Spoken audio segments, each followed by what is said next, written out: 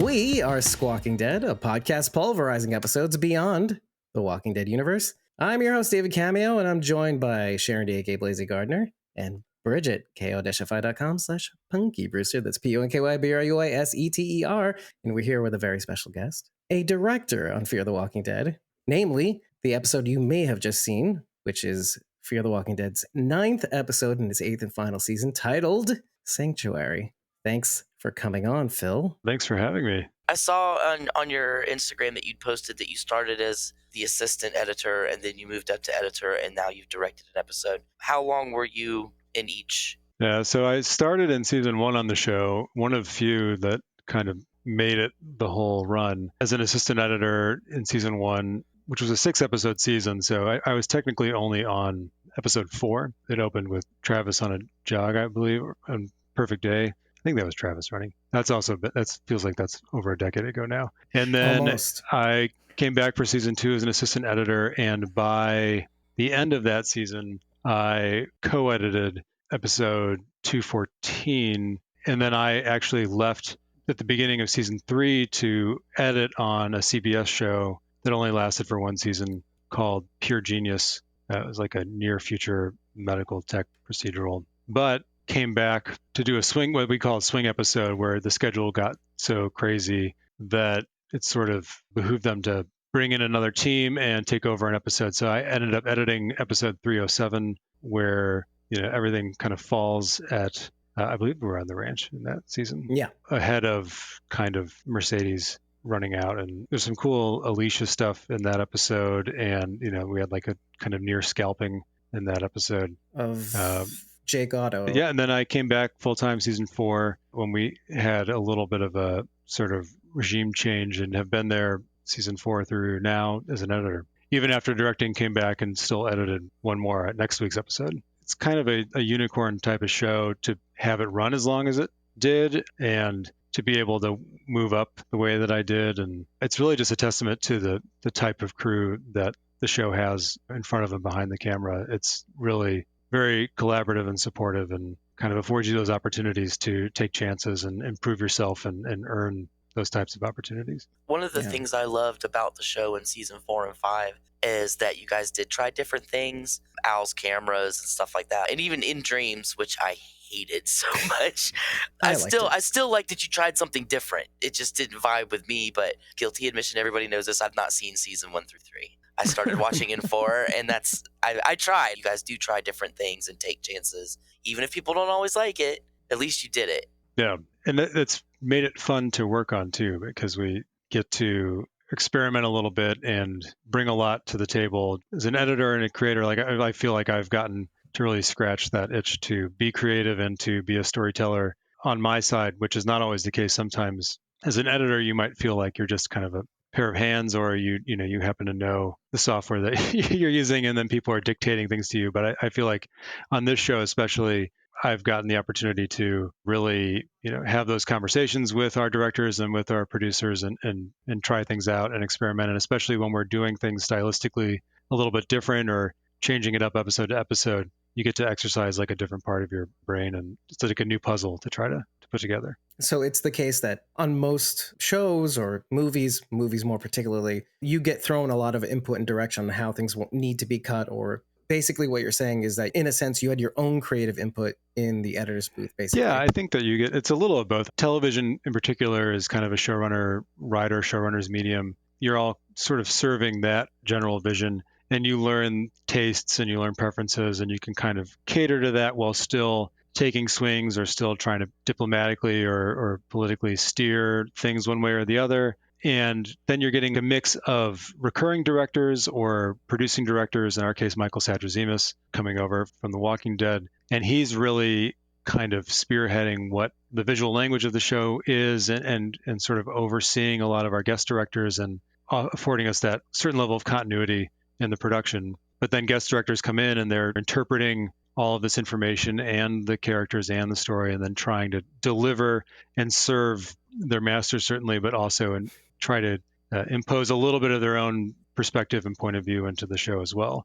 And then as an editor, I think that you are this line between the director and producer, and you are kind of trying to set the directors up for success in the eyes of the producers, while also trying to make the best version of an episode you can with the material that you get. This evolution from script through production through post. I mean, there's sort of this kind of hokey adage that it gets rewritten 3 times or however many times, but it's really kind of true. And I think the best directors and the best producers really embrace that. This is what was shot. This is what we have. Like, what is the best version of this episode that we can make? And I do feel like that's sort of the rule on our show, is like, let's continually try to improve it and continually try to make the best version with what we can, given even the production schedule is insane and short, and the sort of the Herculean effort it takes to get some of these sets built, especially seasons 6, 7, and 8. We started to lean into this a little bit more of like a pseudo anthology style, where we're kind of doing more character focused episodes. We're going to new locations all the time. We're building new sets all the time. And that turnover is happening as we're prepping that episode. So as we're shooting one episode over the course of 10 days, they're prepping the next episode that's getting shot, which means they're finding these locations, they're building these sets, they're building props, they're casting that all in that 10 working day period. So the fact that they can pull it off is sometimes kind of just a miracle into and of itself. No small parts and all that. Yeah. Yeah, no. So the editor, we're really being conscientious of that too. It's just like however we can elevate what we get and what they were able to pull off in the time that they were given. It's a kind of an interesting mix of storytelling and creative problem solving, and being this kind of resident interpreter, digesting all these different styles and all these different choices that different directors are making, and trying to translate that to the Fear the Walking Dead language, I guess. It really seems like, Phil, that this show in particular gives so many opportunities to the people who work on the crew and the cast, with you being able to go from assistant editor to editor to director, and I believe other cast members as well. So can you speak to that a little? That seems like that's such a welcoming environment to be in. It is. Part of that, like I'm saying, is, as an editor, being encouraged to offer your creative input and insight.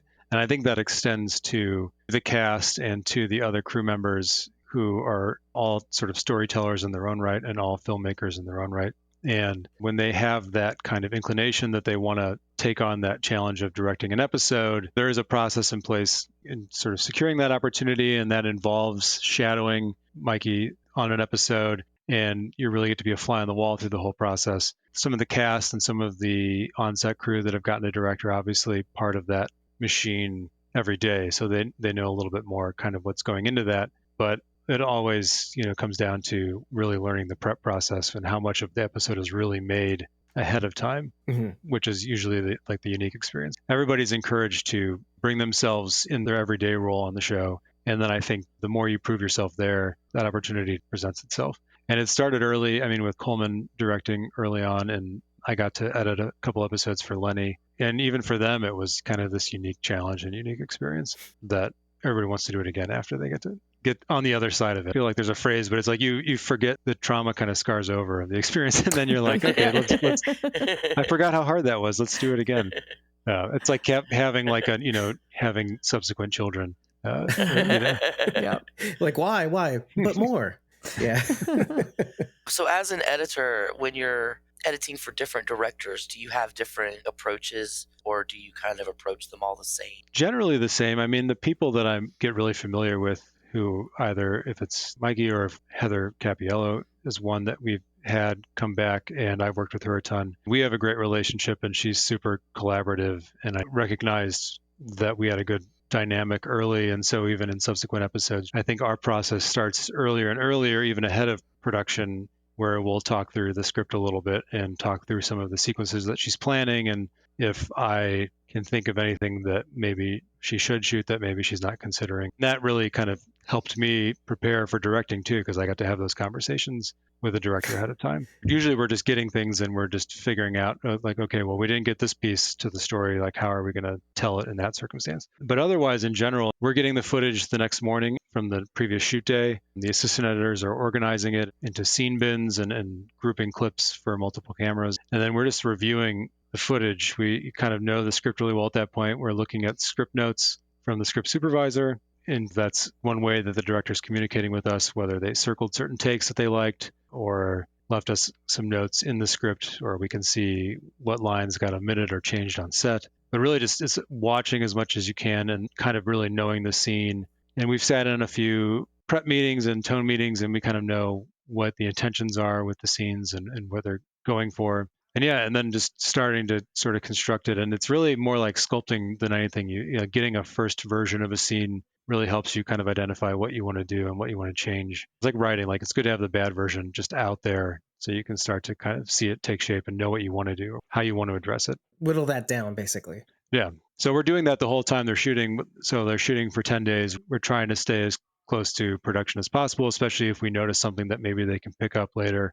And then we get an additional 3 to 4 days after they've wrapped before we put out our editor's cut. And that's when we're doing a lot of refining and sort of stringing the scenes together and building those transitions and doing temp sound design and temp score. We have the whole score library for the whole run of the show. And so we're kind of informing at least this roadmap of where we see music going and how we want the sound design to be, especially when we're doing some of these different episodes where they're a little bit more impressionistic, or we're trying stuff out and experimenting, or we're doing some temp visual effects to try to sell an idea. That part of the process all is very similar, and it's just trying to get the best out of it that you can really. And then you can usually foresee like where some of the okay, this is going to be the sequence that we spend most of the time working on. Because it has to have the impact. Yeah, and even if it's just because we got the most options for a huge sequence, so it's like, okay, well, this is so subjective that it could go any number of ways. You can't successfully read minds all the time. Right. So you get to have that like creative input and have a little fun with that too. And then obviously sometimes it comes back. Oh yeah, like, well. I mean, I think what I've learned and what I think even prepared me for directing as far as editing goes is like you get this editor's cut out, and then you know that somebody's going to come in and they're going to change things, and it's not like a personal attack to get, like, I think early on when you're new to editing and you put so much of effort into getting it cut out, and then somebody comes in and gives you a list of all the things that are wrong with it, and then you sort of like, oh, like screw you, like this is but then you learn, okay, they're just going to tell me what they want me to do, and I'll either agree or not agree with it. And if I don't agree with it, then you can sort of figure out, okay, well, why are they giving that note? Is there a third option that I can think of that sort of satisfies what they're trying to do, but I think is maybe a better way to do it? Or maybe they are right, and maybe I overlooked something, or I missed a performance, or they remember something from set and I wasn't there. So they're like, okay, well, they did this thing in this one take we have to find, because that's what I want to build the scene around. But it's all kind of part of the fun. And then I like to just think about it. So just going to get better from there in an ideal world, which I often feel like it does on this show. We're just refining and cutting time too, because sometimes we'll have an early cut and it might be 50 minutes, 55 minutes, over an hour. We've had that before. And we have to get it down at least in the 40 to 45 minute range to sort of satisfy AMC. So for commercials. How long does it usually take you to edit an episode? From shoot day one to an editor's cut's probably about 14 days. And then we work with the director for 4 days after that. Then we work with Ian and Andrew for another 4 days to a week before it goes to AMC. I'm not doing this math as I'm saying it out loud, so I apologize. That's a month and change. Yeah, and then we'll do 1 or 2 passes with AMC depending on their feedback and the questions that they have for the episode. And then in some cases it requires us to shoot pickups, or we don't often not reshoots, but it's usually just trying to find like a couple shots that maybe would help a particular story beat or something like that we need to try to grab, and they'll do that if and when they can on set with subsequent episodes. You're in the editor's chair, but now you're in the director's chair. Because I know that the grass is greener, right? You can always criticize a director for not going a certain direction, and they can always criticize you for not cutting it the way they want it. Let's say, I know that doesn't happen, but let's just use that extreme example. But were there some things that you weren't prepared for as a director? I mean, I know you're a filmmaker also. I mean, we're going to talk about Toad Boy, obviously, but were there some things, at least in the realm of network television, let's say, or cable television, that you weren't prepared for as a director? I think that you try to prepare for it, but really just how quickly you're losing time on set. Immediately when you start the day, you're already behind. And it's really incredible the speed with which this crew operates and the things that they were doing. And obviously in these episodes where we have dozens of background actors and heavy makeup and costuming and just turning a room to shoot in the opposite direction could be a half an hour to an hour just because you want to shoot the other way. And so if you didn't get what you wanted to get from that one side, like you're probably not going to get it at that point. Everybody tells you like you're going to have to start kind of marking stuff off your shot list and figuring out, okay, what are the essential pieces that I need? And you're like, okay, well, this doesn't seem like it's that much. Like, I feel like we are going to be able to get it all. And then 2 hours in, you're like looking at the end of the day and you're like, well, what are we going to lose later? Because there's no way this is going to happen. And then specifically with my episode, Sanctuary, with the sort of collapse sequence and the building sort of deteriorating, initially scheduled for just like half a day of shooting because it was not that long in the script. There's like an anecdote where there was a script where it just said like Paris Falls. I forget the name. It's like an apocryphal story, but it's like here's half a page sort of describing, okay, like the sanctuary is going to start collapsing and they're going to have to hide in the furnace. So you're like, okay, well, we need to build out the story and think through the sequence of visually what are these beats going to be. And then so like, oh, we want to drop a giant metal box from the ceiling and we want to knock poles over and we want to have the furnace falling apart and we want to do all these things and still have some great Walker moments and still have this character interactions and tell the story of our baddie for the episode and Marty coming around and shoot that all in 5 hours. It's like, well, that's probably, I mean, that one going into that day, I was like, there's no way that's happening. And we had sort of strategically scheduled some pieces for the back end of the day that I knew as an editor, if we didn't get them, those are probably some of the first things that are cut for time, like these little sort of transitional pieces or like Dwight lurking in the sanctuary up top, getting him through some corridors and stuff like that, where it's like it's a whole nother setup and a whole nother location within this facility that we're shooting in. If I can condense that backside, and then also, I mean, you're pitching the writers on it, you're pitching in Andrew on it, like, okay, I think that this is going to be worth getting all of the stuff that we're getting for this. And if we don't get these couple pieces, I feel like we've still got this sequence or we've still got enough to introduce us to the location again, having to sort of kill your darlings right up top and then just strategizing for that, like the chess of the job. I mean, that was the biggest obstacle. And even just communicating with all the different departments and being able to anticipate questions ahead of time, that was a unique experience because, when I'm editing, I have a really great assistant editor, Kaylee Hoffman, who ended up getting elevated to edit. And the back half, she cut the episode before that Right. S.J. Munoz did, and she cut an upcoming episode. But she's the main person that I'm talking to on a day-to-day basis, and then eventually one-on-one with the director, and then eventually sort of one-on-one with Ian or Andrew. And I'm not fielding questions from every department and sort of playing traffic cop to hundreds of people on a set and being the sort of arbiter of our choices and what direction we're going and what we're doing. So that was also just sort of the biggest learning curve is, okay, like these are the questions that these people are going to ask of me. If I can think those through ahead of time and even answer them before they're even asked or give them this kind of information that they need so they can go off and do their job, that's going to save time. And then in turn, I'm going to get to shoot more of what I want to shoot. So it's really getting kind of thrown into the deep end in that way. What was your favorite episode to edit? That's a really tough one to say. I'll give an answer, and I know why, because it was the first episode that I edited for Michael Satrazemis, and it was kind of really the first time that I felt like I locked into the style that they were aiming for in season 4. And I know it's a particular favorite of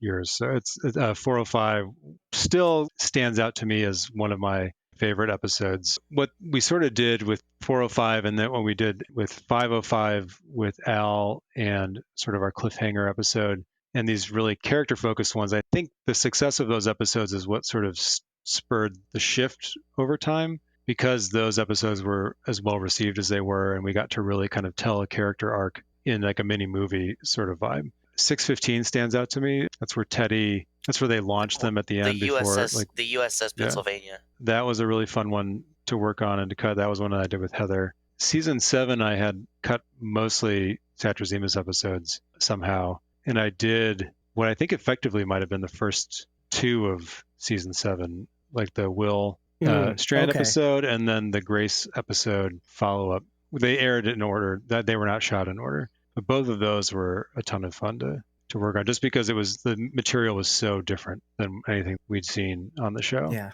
Your daughter was the voice of the baby Walker in 702, right? Yeah, forgot dead about baby that. in the suitcase was my RSV infant. Well, she would mimic, if I made Walker sounds at her, she would mimic me and make them back. So I recorded that. And then she did have RSV and her breathing was just kind of that. Oh. And so I just recorded that, and then it ended up staying in, Oh. in the episode. And So you it'll be a slowed fun it thing to show down. her when she's a little bit older. This is you, literally.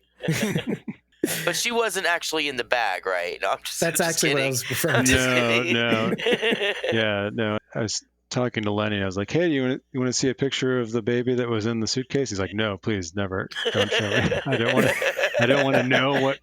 He was already not his favorite thing to do. I think that he's done is just kill a baby Walker. That's our favorite kind. Oh, pass. So to get like a little more episode specific to Sanctuary, Phil, you kind of had to tap into like a lot of pre-existing drama Oh, yeah. and content from the flagship show, even like not even from this series.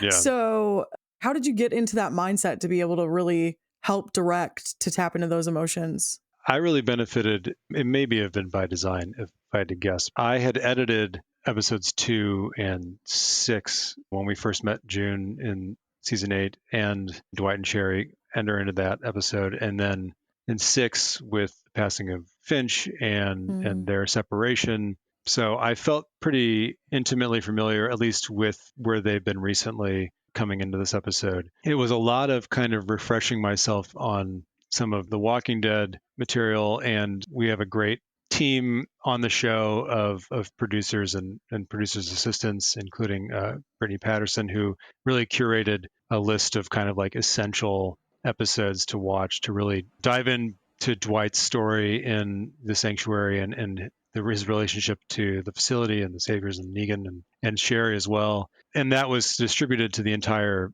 team of department heads so that everybody could be refamiliarize themselves with it. And we have a lot of crew that came over from The Walking Dead, especially when we shifted to Savannah for shooting.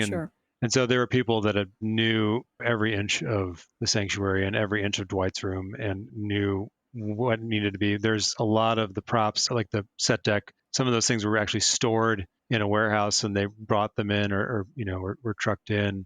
Even the windows in the main room were the original like glass that they had there. And so every single person on the crew and all the department heads were keyed in on it. The writing on the wall had been there for this episode early on. So they, I think, had been doing a lot of the groundwork of where are we going to be able to pull this off? Where are we going to shoot this? We need to be able to have a space where we can put this footprint in because it's such a huge space. So they had been thinking about that a lot ahead of time. And then coming in, it was just a Walking Dead marathon to make sure that I was both just really confident in going back in there because it felt like it's this huge task, and there are certainly fans who feel a certain level of ownership over the show and an intimate knowledge of it that more than eclipses, I'm sure, mine. So it's making sure I'm That's doing a us. service. I'm doing a service to them. I don't want to overlook things. I don't want to, and like if there's other opportunities that we don't have to be referential to The Walking Dead or to our own show, how can we make this as rich as possible and how can we find those things? It's like, what are the essential things that we need to see to sell Sanctuary, to trigger Dwight? I mean, trying to root it in character as much as possible. Like what, we want everything to be meaningful to these characters and give them things to play off of so that the actors can immerse themselves in the moment. I think you all did an excellent job. This was a great episode. I just want to say that the opening shot of Dwight reflected in the puddle, I don't even remember like the next 20 minutes because all I could think about was how awesome that shot was. That's true. She couldn't wait to oh my message me God, and I that hadn't shot even is seen so the show. great. Oh, that makes me so happy. I don't think that it's like break anything, but this original script was longer and we saw a little bit more of his journey, but the whole point of it is just to kind of align you with him and get you feeling where Dwight is and to really settle into that and sell the time. But I think Austin does such an amazing job conveying that and the weight of that and coming in so haggard and kind of disoriented that those were things that we ended up losing even before we started shooting, because otherwise we would have had to shoot over the course of 14 or 15 days when we only get 10. Right. So yeah, we wanted to find a really cool way to still get into the episode and to sort of tease where we were with being back at their house. And that was just a fun, dynamic way to get into that. And even get to play with some cool toys, like the lighting setup that they use for that is massive, and it sits high above the trees, and they have different stations, and it's all triggered by like a remote system, and it flashes all around. So getting to experiment with that and just hanging out. And that might have been one of the last things that we shot at night on a night shoot when we were there. Not the last day, but it was like the last setup of the night, I think. It was just fun to go off on that note. Because you mentioned how much went into this episode from set pieces that were brought in and people that had to backlog all this information that may or may not be brushed up on that era of The Walking Dead. Did you have a little bit more time to, well, A, prep, but B, film as well? Or was there a lot more prep that needed to go into this episode than normal? I think there was, and a lot of that was sort of figuring out locations and are we going to be able to find this house? We weren't traveling to the Atlanta surrounding area to shoot any of the previously used locations, so like their house, for example. And the interior of that had been a set, I believe, anyway, but I could be mistaken. But the exterior of the house, we had to sort of find a house in rural surrounding Savannah that was close enough that we could really recreate that as a miracle that locations found the house that we found and that we were able to really, I think, do that and pull that off. I think the benefit of knowing Ian and Andrew really well and working with them is that I also got an earlier draft of the script than I think sometimes the directors get, just because I'm talking to them all the time anyway. And I told them that that was going to be to their detriment, because then when we started official prep, because there's not really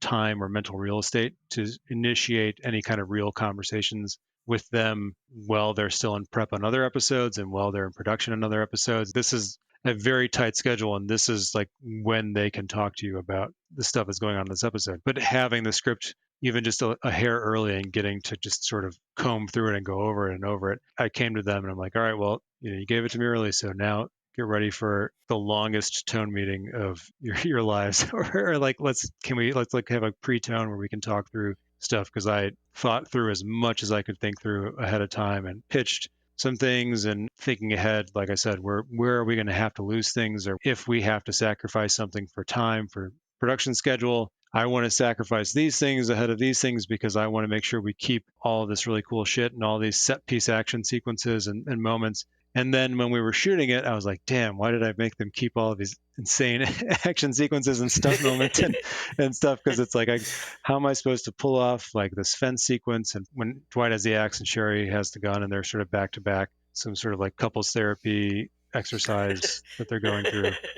And then still get the time to let these actors get into the moment and these like really heavily emotional scenes and sequences and let them find it. Right. So like I Still got have to juggle to that too. have a lot of influence, I feel like, over what we did shoot and kind of recontextualize it ahead of time, which are all things that I feel like I'm doing in post anyway, but getting to do it ahead of time now. But then I really, there were times where I was like, God damn it, Phil, you had to, like, you kept all this insane shit, and now you have to like figure out how you're going to get it all done. But we did, and I can't think of anything that we didn't get to shoot that I'm like even still kicking myself about. Yeah, and a lot of the stuff that you were talking about with Dwight and getting to feel the weight of his sadness, essentially. What I liked about the episode the most, and I'm sure we're going to talk about it more tomorrow night, is that apparently you lost some of that in the process. But what I liked about this episode is that weight gets passed to each character as we go, crescendoing with Jayla Walton's performance as Dove / Odessa, which is like, okay, you're sad, you're sad, you're sad. You don't think you can do it. So how am I supposed to? And so there's this really cool build that I think, I mean, I would credit to you, obviously, for pulling that out of the actors. It's kind of just staying out of the way for the most part, or being really cruel and like, hey, please, I know that you just like kind of lost yourself in that moment and it was super heartbreaking and traumatic to live those emotions. Let's do it again 4 more times and we're going to push in. But they're also so gracious and so game, and they were very receptive. I don't often in my day job am not communicating directly with the actors, but a lot of what the editor is doing is just trying to make the actors look as good as possible and really find truthful, honest performances. And I mean, I'm staring at their faces and their eyes and these idiosyncratic twitches and all this stuff, and so conscientious of it. And all I want is to trying to make it as honest and real as I can. And so how do I convey that to them without coming off as like a creep or like, like a weird, like it's like I'm staring at your face every day. I want the best for you. You're literally saying what I think every single day as I edit these episodes. Like not coming off as a creep for cutting this out or cutting that out, or can you say less? That sort of thing. It's just a constant thing that goes in my head. It's like, oh, if you just didn't blink in that moment, it'd be great. But it, I feel like Dave and Phil could just like have a whole thing to themselves. Like, Bridget, you and I could just go get a drink or something, and they could just, I could dish about them. Discuss. You could tell me all of Austin's secrets. Like, he keeps doing this thing, and I just wish he wouldn't. No, we had these preliminary conversations, and then in the moment, you're kind of making adjustments and really letting them kind of get into it. And especially, I mean, Jayla completely floored me. And I felt like in the scene with her and Jenna, I sort of knew from reading it, I knew that was going to be great. And I knew Jenna was going to bring it. But then it was in the moment, I was like, oh man, we got like this kind of boxing match. Like they're each going toe to toe in the most gut-wrenching, heartfelt, depressing way. We hadn't seen that from Jayla to that extent yet in her character. But she had such an amazing reputation, and she was so game, and she was so excited to get shot and to have this episode and to get featured in this way. So I just was floored because we hadn't gotten to see her do that yet and exercise those muscles in that way. And I also really loved the character's perspective in all of this, because I think she's kind of this audience surrogate to some extent, where you're like, get over your trauma. You're like boomer ants. Like she's like, oh, I wanted to like, like she's like thinking these boomers or whatever. But it's like, but it's all from an honest place, because like if any of these things actually happen to any of these characters, like of course they're going to be hung up on it. And of course they're going to be emotionally scarred from it. And it is insanely difficult to get over some of the things that they've gotten over, and especially in recent history on the show, where Dwight and Cherry lost their child. That's never going to go away, as evidenced by June's character. And it's this sort of through line with her where she feels increasingly responsible for subsequent losses. And of course, if you're these characters from their perspective, they're living it, and this weight and this trauma is living with them. But if you are this kind of younger, sheltered, not by your own choice, teenager who grew up in Padre in this environment, and like you don't have a worldly perspective, and all you see is these adults who are supposed to take care of you, who are just so hung up on their own shit, and you don't recognize them as people and as individuals. Of course you're going to be like, I don't give a shit about what you're bitching about. You take the fucking bullet out of my side. If I can swearing, I don't know how much you could swear. Have But it was just like, it's so like it was. Have you to ever me, that was listened like to our show? I have, but I don't. Trying to clean that up. I swear casually sometimes, so I don't ever notice it if other people are swearing. Yeah, editors do that. It's strange. But yeah, so that idea of both being like from a real place where that character were coming from, but also kind of giving like an outside perspective, or this sort of omnipresent audience perspective of like, yeah, I'm sure people have probably yelled at their television for any number of our characters to get over something at any given point in time. Yeah. Yep.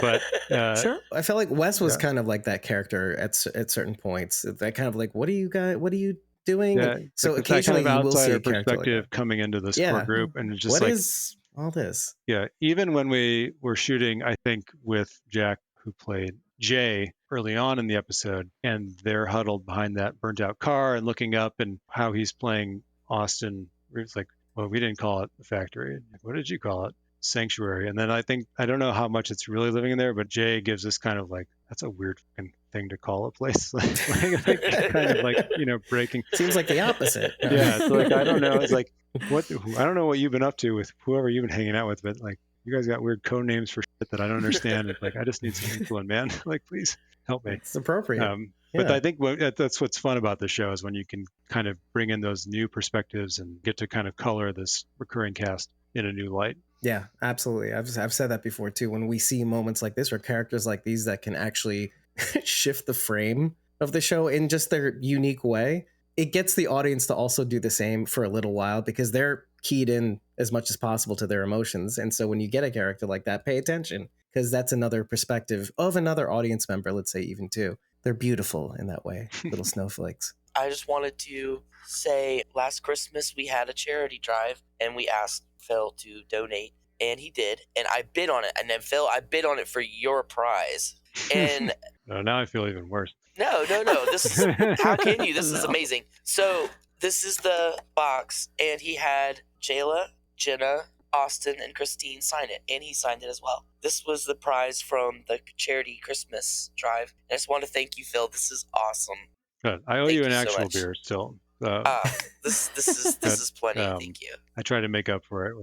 And now we know why that is so significant, because when did you get that signed? Was it around that time? I got it signed while we were shooting the episode. So But now it's now even more I've special. admitted that it's Yeah. like as long ago as that was, and it just took me forever to get it in the Oh, I mail, just but- figured you were waiting until you got closer to the episode, so it wouldn't be like Yeah, that was it. a That was spoiler or exactly what I was something.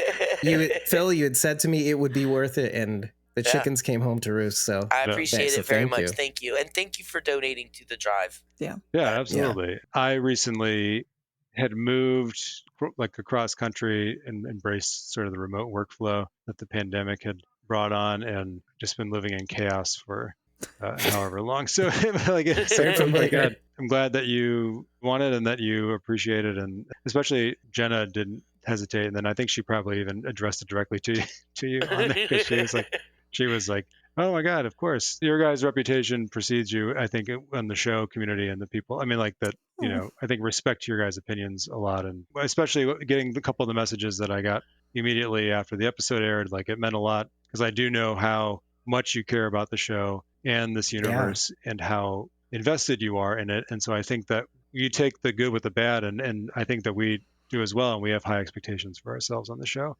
And we don't always necessarily hit our expectations for it. And it could be any number of things that caused it. I come to start thinking about any time that any television or film exists at all, it's kind of a miracle that happened. I've been saying that a lot lately, Yeah. actually. So it's like, Come to think of it. there's so many departments and so many people, and there are times where we get lightning strikes within a certain radius, and we have to shut production down for Oh yeah. hours because we can't film. And then they're like, are they going to be able to make that time up? Are they scrambling to figure out, well, how are we going to tell this story with half a day less of production? You have to worry about like the light angles, and because the daylight changes and all that stuff too.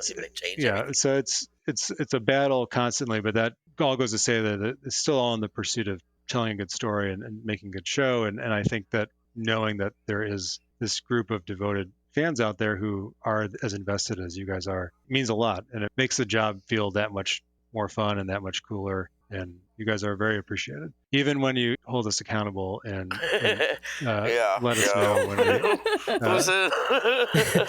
even when your charity holds you accountable. I'm just kidding.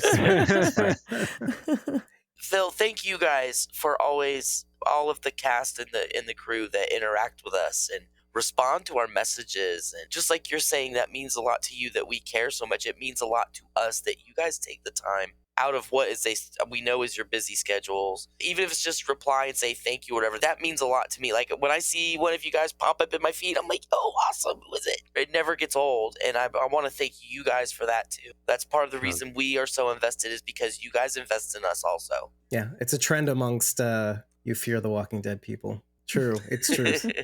And it's appreciated too. I mean, it's a testament to the show going as long as it did, and also why people don't leave when they get there. Because there's long hours, it's stressful, time intensive, especially pre-pandemic. I'm not working from home. I'm not home a lot. And especially people on set are away from families, away from kids. It's a big commitment. And I think to work with the crew that we got to work with, then people don't want to leave, because it's one thing to work those hours and work under those conditions. But if you work with assholes, or you work with people who aren't considerate, or you don't have that level of care for, and you don't want to go to battle for, it's almost like, why are you doing this job at all? It's like, if you're going to make the sacrifices that people make to work in the industry and do that, you want to be with people that you care about and that care about you back. I've always felt that on the show, and whether production or through our post department, so many people are still there that have been there since the very beginning. One of our other editors, Erin St. Pierre, started season 1 with me as the post-production assistant, and I brought her in season 3 to be my assistant editor, just because I knew how great she was. And now she is one of the remaining editors on the show as we wrap up. That's people like that you build these relationships with that they're like family to you. I understand if you can't answer this, and I'm only half joking when I say this too, but now that the show is over, are you going to move on to one of the other Walking Dead shows? I don't know. Who knows with the strikes and all of that. I'm not working right now. I'm available. I don't think AMC wants to have any less Walking Dead on. They seem to strategically fill their calendar year with different Walking Dead properties. So I wouldn't turn down anything to come back. And I did do Tales for the first season. Oh, Did you do all the we editing really for enjoyed that. I edited the episode with Jesse Devon, you mean? Devon. My favorite episode, That was actually. Dave's. I did Devon and I did the Alpha episode as well on that. I edited. When we were in offices, when that was more of a thing, we were all in the same offices and, World Beyond's upstairs and Walking Dead's down the hall and we're interacting with everybody all the time. So I became That's awesome. Great friends with everybody on all the other shows and still talk to some of the editors on Daryl and so we're all close. And once you're in that universe, you get really invested in it. It is can't just one quit big them. family. Yeah. What I wanted to ask you in closing, are there any lessons that you learned along the way in your journey as an editor also, but as a director as well? Something that just sticks with you that the audience should know about? The most fruitful creative experiences and collaborative experiences are always kind of when you lead with gratitude for the people who you're working with. Something that Michael Satrazemis does above all else is he really empowers everyone around him. He holds them accountable and it has a high expectations of them, but he also believes in them and they know he believes in them. That was really, as sort of a mentor to me, something that I carried through and wanted to make sure that I was expressing that gratitude to all of these people at all levels for their contributions to it, and knowing that you can't do everything yourself and it's only going to be better for embracing the creativity and the storytelling abilities of everyone around you, whether they're set deck or props or visual effects artists or the actors or stunts. They're incredible teams all around and they all are processing the story in the same way. And then really directing, you're kind of filtering all that through and trying to make it cohesive, but you're getting so many great options from all around you. Embracing that, and I think even to editing as well, just trying to make sure when you're working with the directors or when you're working with the producers and just keeping that positive energy. Don't get bogged down and like you can't figure out a problem. It's like, well, there's going to be a solution. So like, let's focus on that. We know we can get it to something good. Just figure out how to get there, which is more of a broad life approach that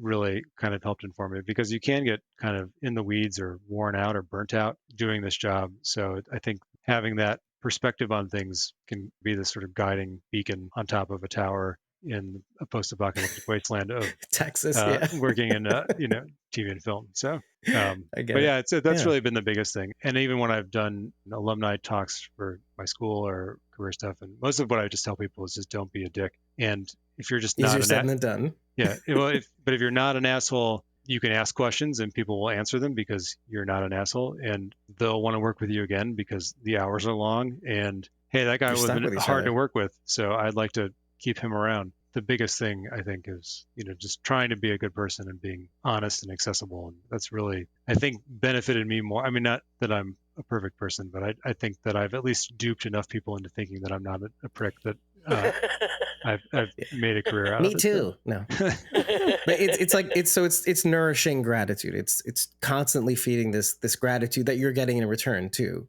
Yeah, I've always felt very appreciated on the show and very integral in a great way. However, you can reciprocate that and pass that on, whether it's even to your assistant editor and then trying to empower them and help them grow and move up. And I mentioned Aaron, but Kaylee as well. So season 8 ended, and it was me and two of my former assistants were the other two editors on the show, which for me personally felt great because it was these two people that I had helped mentor and helped bring up and brought in, and to see them evolve in that way and take on those challenges and do kick-ass jobs at it. Watching the episode before SJ's episode, I think Kaylee did such a phenomenal job with that episode. I was so proud to see what she pulled off in that. And then it's fun because then you get jealous. You're like, man, I wish I would have cut that episode. I would have gotten to cut that sequence.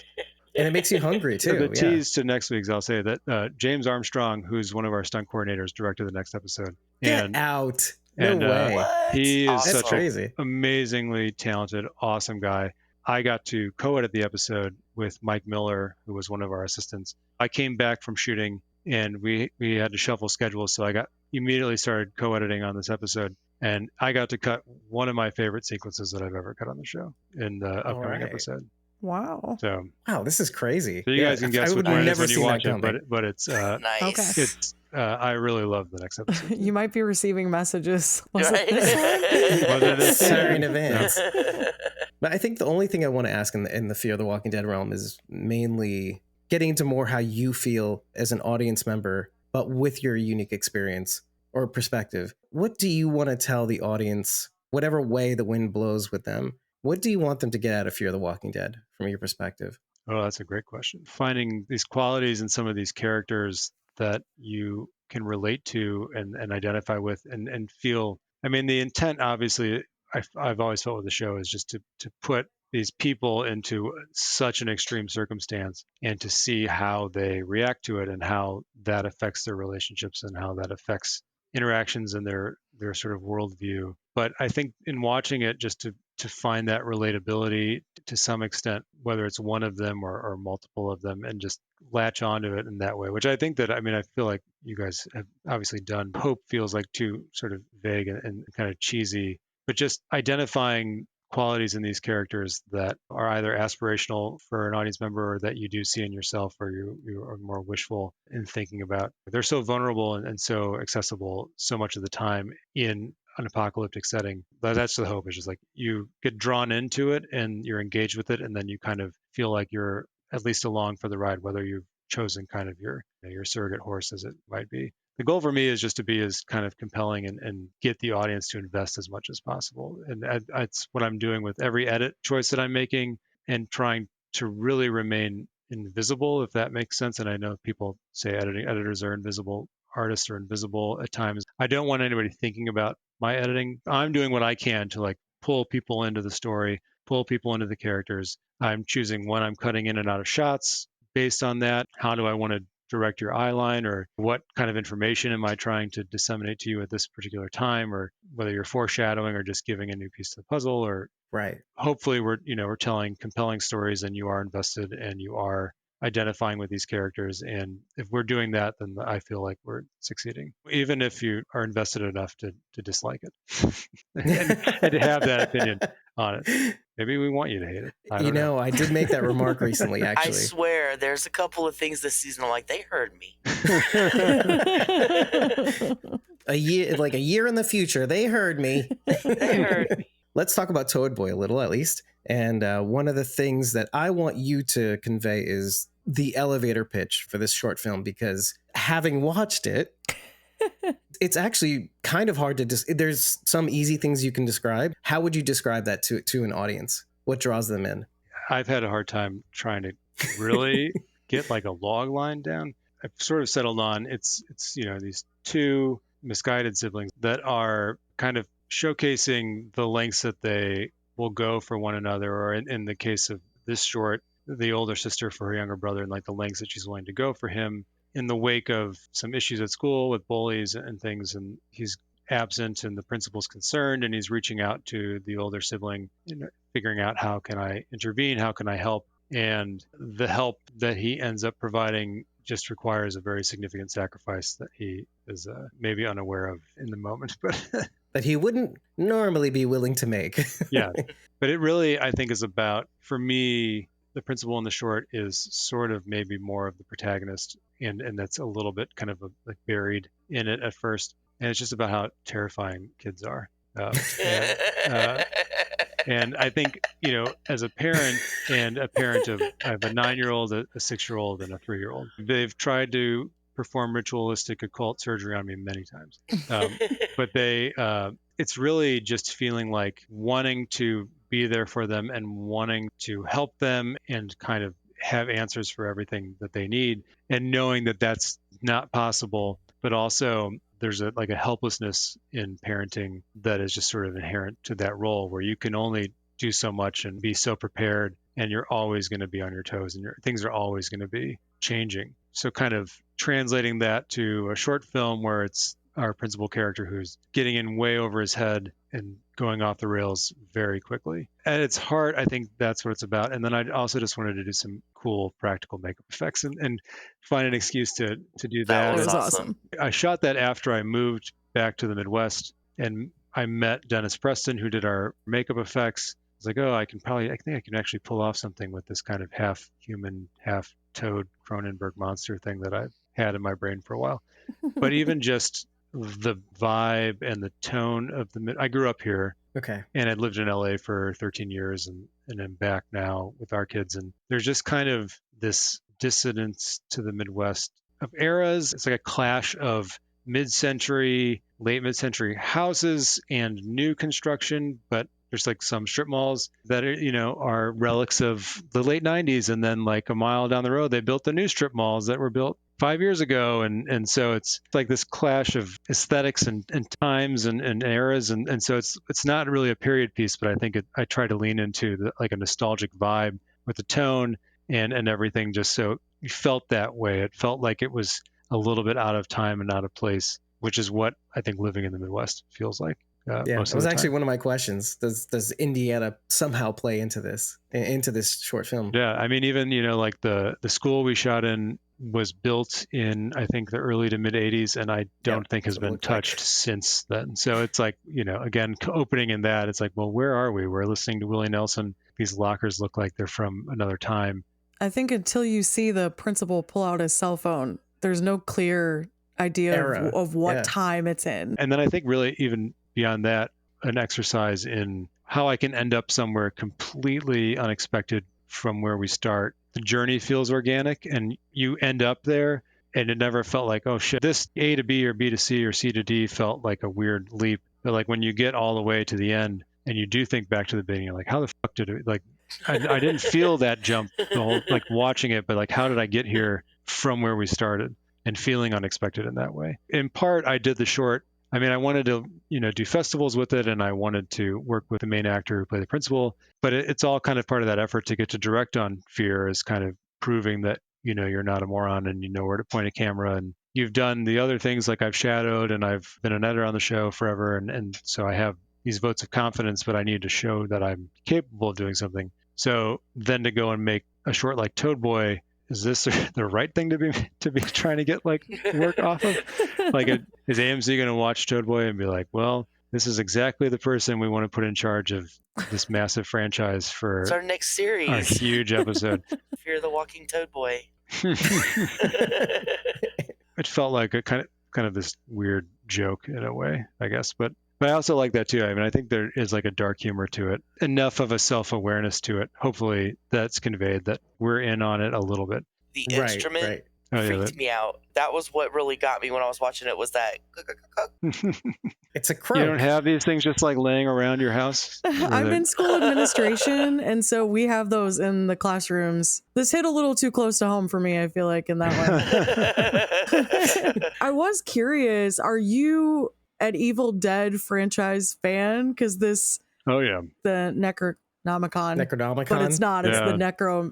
Necromagica. Necromagica. Yeah. Yeah, Right, yeah. right. So as soon as I saw it, I was like, wait a second. that's the Necronomicon. Hold No. on a minute. We just watched Army of Darkness the other night. Yeah. Mm. Oh, Necronomicon. I'm definitely a big fan of the Evil Dead franchise. And then also you have this like obsessive nonverbal kid who's really keyed in on this interest. And what happens if that kid gets access to some sort of dark magic? And what does the evolution of that look like? And where are those boundaries, or sort of a sense of right and wrong or morality? And then for Charlene, is sympathetic to her brother and trying to protect him and not make sure that he does anything that's going to harm himself, unless they know that's a healthy level of experimentation in the process. So Right, long-term gain, short-term.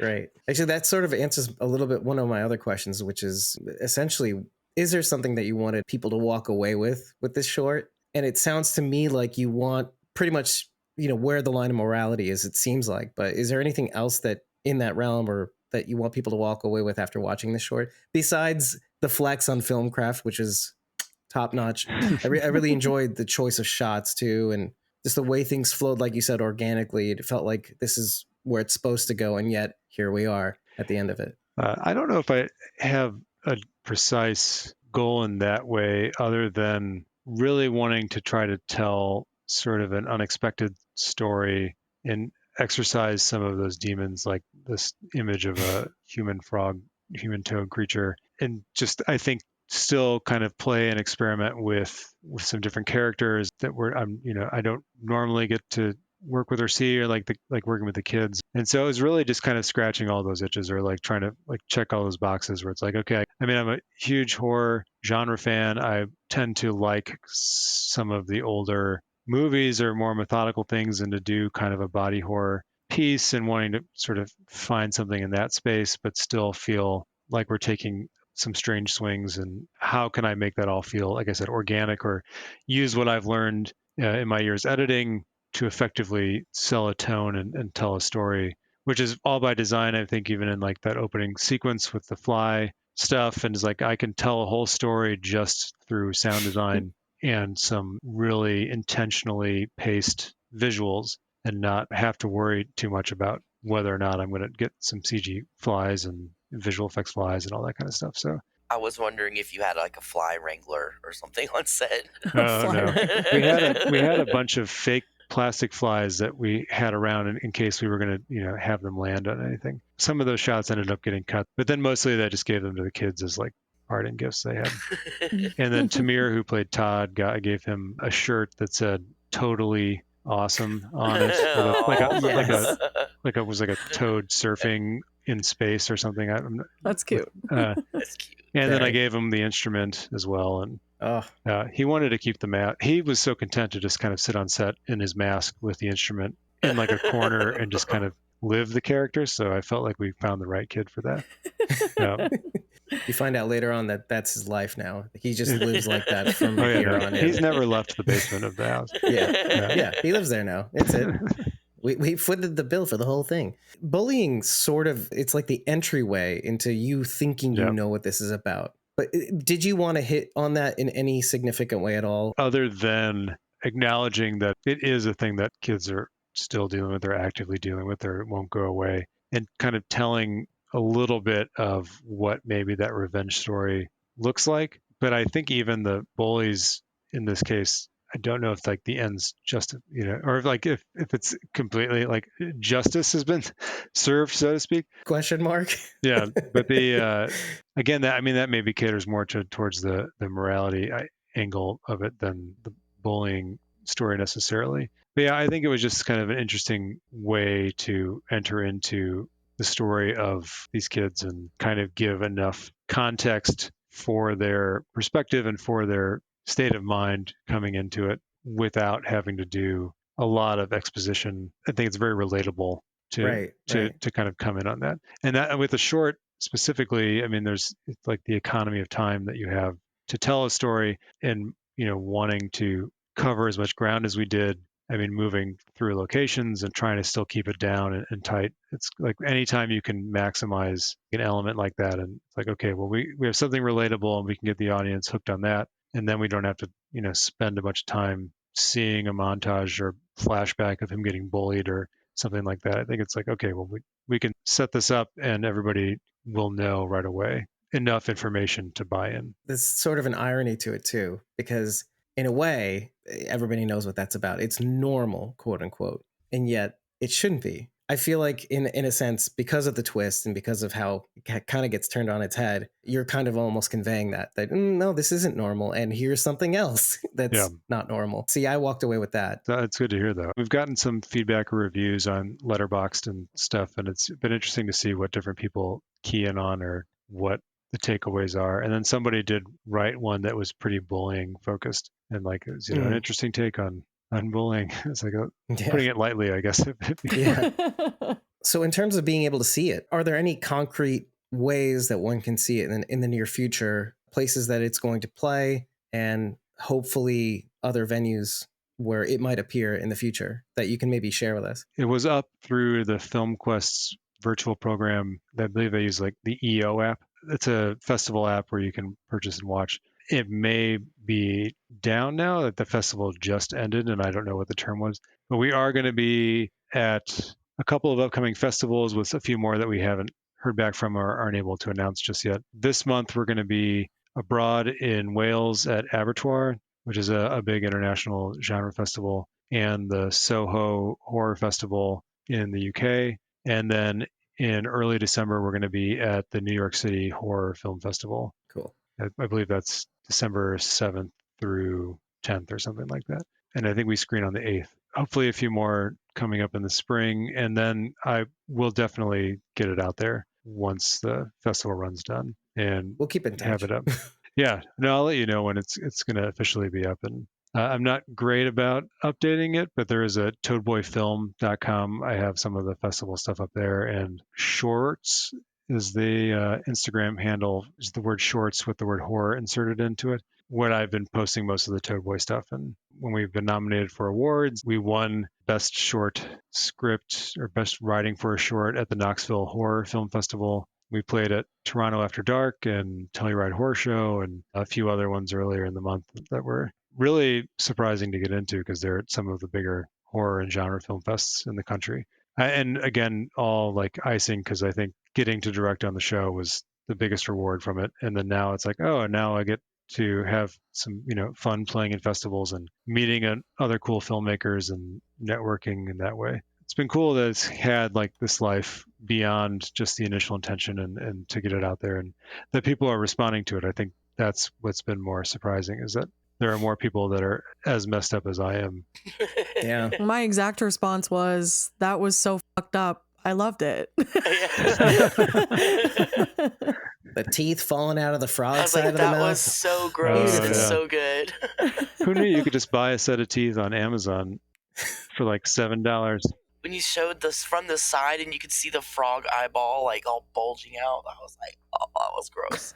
And we did do, I think it's still up. So I help out with a lit magazine and trade imprint. Dark Matter Magazine is the name of the magazine, and it's all short genre fiction, dark sci-fi, and horror. And then we have Dark Matter Inc., which is a trade imprint where we release novellas, novels, anthologies, stuff like that. And we did a artist feature on the makeup effects artist who did Toad Boy and featured a lot of the process of making the prosthetics in Toad Boy. So it's very spoiler filled, obviously, for people who haven't seen it, but it's also just some of the coolest elements of the short. So it feels like putting it out there is worth checking out if you're into that kind of stuff. I believe it's darkmattermagazine.shop or darkmattermagazine.com will both take you to the magazine, and I think it's free to read online. It's cool to highlight some of that stuff, and he's been nominated for a handful of makeup effects awards and stuff for the short. Oh, that's awesome. That's been cool to see. Yeah, there's a lot to like about this short, actually. Mhm. Really. Well, on thank a you guys very for watching different it level. and checking it out. And I Thank you enjoyed for was sharing really it with good. us. Yeah, really. Thank It's you a for pleasure. sharing. Yeah, so we can gab with you on this. I wish we had longer to even talk about this, but yeah, I mean, it's a short. There's only so much we can say. I mean, it's kind of the way you almost designed it. What is there to say? Well, the initial Ribbons. cut was a little bit longer. What I would qualify as masturbatory. You're like, let's pull Because back like an that editor yoke. really feeling his shit and just living in a sequence way too long. It's like, how long does he need to say Charlene in a basement before we understand that she's not going to show up? Which is also beneficial in just growing and evolving and refining and stuff. I would definitely have cut down the script before I shot it if I were doing it again. Let's think about this ahead of time. You're shooting an out-of-pocket short and trying to do it in as few days as possible. Maybe this office scene doesn't need to be these couple extra pages longer than it ends up being in the final cut. Right. Because now I watch it and I'm like, I don't even remember what I cut out of it because it's like it all feels Which is a good essential thing. and yeah. Mhm. So Well, I mean, after the festivals, you can just release the editor's cut, put it all back in there. I don't For know if there'd be VIPs. I don't know if there's a huge market for that, but Release the fill cut. yeah, I don't need my Zack Snyder following. Oh. So everybody knows by the end of this, if you want the full and unedited version, the fill cut of this episode, you can head over to ko-fi.com/squawkingdead or patreon.com/squawkingdead, because that's available to those who tip us and those who join a membership tier for as little as $1 a month. Because who doesn't want more Phil? And less of me. But thank you again for joining us, and hopefully your kid gets over that cough soon. He's Aw. fine. He'll survive. I'm sure that he didn't even ask his brother or my wife. It's like it's sitting on the counter up there, already put out with foresight. Like, this is going to happen. I'll make this as easy as possible. I know he didn't look. I know he just came down. It's what having a 6-year-old is like. What They're just- Yeah. They're all really, really great kids. And Chuck is really into horror and has probably watched things that he shouldn't have watched. Well, you guys did the cult masks for during the pandemic. I just saw that recently today. The Ankh mask sort of situation. Oh, yeah. When we were pregnant with Faye, or my wife was pregnant rather, she did the heavy lifting there. When we announced that we were having a third kid, I made an announcement video, and it's my kids reading a Latin version of Mother Goose, Rockabye Baby, and there's they're wearing these cult masks with like a weird pacifier symbol on them, chanting. That's what it was. And I walk out, and there's like the TVs flickering, and they've set up these weird lights, and they're just chanting and laughing. And we hear like my wife scream from the other room, and I run in, and then her stomach is inflating with a baby, and she refused to be on camera, so for good reason. So it's like I had to split screen myself, and I reversed a balloon deflating and under my shirt, but just the stomach in the foreground. So that might be up online. That's called the Sibling 2, because we did an initial sibling one for our other son. But yeah, so now the oldest one watches all the Conjuring movies and all of the It movies, and I don't know why he's interested in those things at all. It's anyone's guess. I think having an editor dad and like him being interested in me showing him as I'm building things or seeing kind of the make-believe of it, there's a healthy sort of understanding of the separation of reality and make-believe and the craft of it. So he's now it's like disassociated from his reality, where it's like, oh, like, yeah, there's just a scary thing happening or whatever. How do they do that? That's cool. That's not a real walker. It's just a guy in a mask. Yeah. Right. Yeah. Eating Cheetos. Specifically, our in season 7, our walker who's entangled in the shopping cart in 702. In between takes, to shield him from the sun, they're bringing in like the most colorful rainbow umbrella and like holding it over him, and you just get to like watch the dailies after cut, and you see like, oh yeah, he's just like chatting it up, or being on set. The walkers are all like having coffee and smoking a cigarette or skateboarding, or this is a weird job to have. Let's normalize this. I don't think I said anything that's going to get me in trouble. Hopefully. I can't think of any. I mean, I think they gave it away on the after show vignette, which I was very grateful they didn't use anything that they interviewed me on. I think I'm in there, like in some of the B-roll, talking about rebuilding the sanctuary and recreating it. It's like, I don't think they care if people know that's like, this isn't the same exact set, but it's even more impressive that it's not, because of how close they really got it. Recreating that was a massive undertaking. Endeavor. Yeah. And they pulled it off. So I think they've already said, and if people thought, oh, they did. AMC's really good about spoiling their own stuff, so don't worry. Yeah, well, mostly character reveals, but that's I think they're just trying to get ahead of the audience spoiling it, maybe, but not that it's the right call. But they've been doing that increasingly on shows for even not AMC. I remember working on Parenthood on NBC, and we had like an episode that ended with a marriage proposal as a cliffhanger, and literally it was like, next week on Parenthood. Yes. It was like the answer to the question. I was like, all right, well, I guess that doesn't matter. That it was like the point of the episode was, is she going to say yes? She has a lot of reasons to say either thing, so we don't know. And it's like, no, the NBC promo was like, and it's not even yes and it's just yes and all the wonderful things that happen afterwards. Yeah, so I think they're just like, oh, somebody's gonna figure it out eventually. We're just gonna put it out there. There's no like theater to distribution anymore. I think it's just either people are going to watch it because they like it, or they're not. Maybe we'll get more eyeballs if we tell them that Daniel Sherman's back. But for the people who are invested, who don't want things spoiled for them, that reveal would have been 100 times cooler if you did not know it was coming. That's where it's like short changed, Yeah, it might be a generational thing, I think, too, where we were used to having that cliffhanger and waiting, but maybe in a world where nobody wants commercials because they're like, what is this?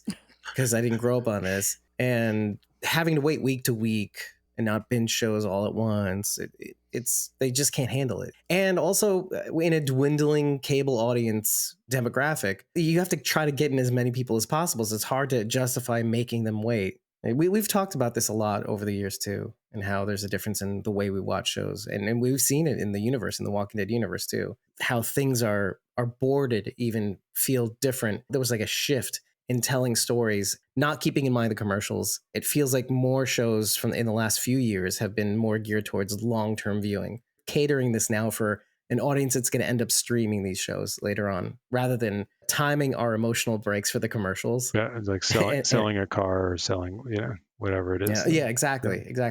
It's a whole thing. But again, thank you so much for being on with us, and I hope we get to do this again soon too. Yeah, in another venue, in another film. So we can follow you. Yeah. Well, thank you so much for having me. Hopefully my monotone tangents aren't super boring, and it's a good sleep aid. Everybody can,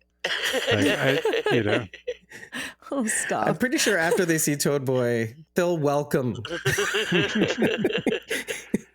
your exposition. So we'll just pair the scenes next. And it will be really anyway. Well, take care, everybody watching this right now, and we'll see you with another interview or episode breakdown, and hopefully we get to see and talk about Phil more in the future. Yeah, that's the goal. Everybody right? enjoyed Sanctuary, and definitely stick around for the last few episodes. 3 more to go. Yeah, 3 more to go. Exhale. And look out for next week. One of my favorite sequences. Oh, we're gonna be watching coming up. James Armstrong III directing. I think he's the third, right? He's the third. Yeah, I don't know. Maybe. I actually don't know, but I don't know. I don't know what his dad's name was, or his. Yeah, he was also a stunt guy too. Yeah. Yeah, no, it's like I got a pretty sweet hat he gave me. It says Armstrong Action on it. It's like the action company. Again, another great guy, super talented, super generous. Really, too, like really you. glad that my episode came before his, so I don't have to follow him. Wow, it's just coming out one after the other. Deny you, it's crazy. It's really great. The one thing I kind of wanted to see near the end is take chances. Let's introduce more ideas and perspectives and input and spice and flavor, and then more than anything else, let the show go off with a bang. Let's see what we can do with all this. So I think it was the right call. Can't wait to hear what you guys think about him too. Me too. I don't even know how it's going to turn out, but I already know that. What did I say? The first thing I said was, "What an unbelievable episode!" And Sharon was like, "But unbelievable, good or bad?" And I just left it. I just said, "I said ha ha ha ha ha." She's like, "No, I still don't know what you mean by that." For the record, good. I'd like to make that clear. Take care, everybody. Have a good night, and we'll see you in another one.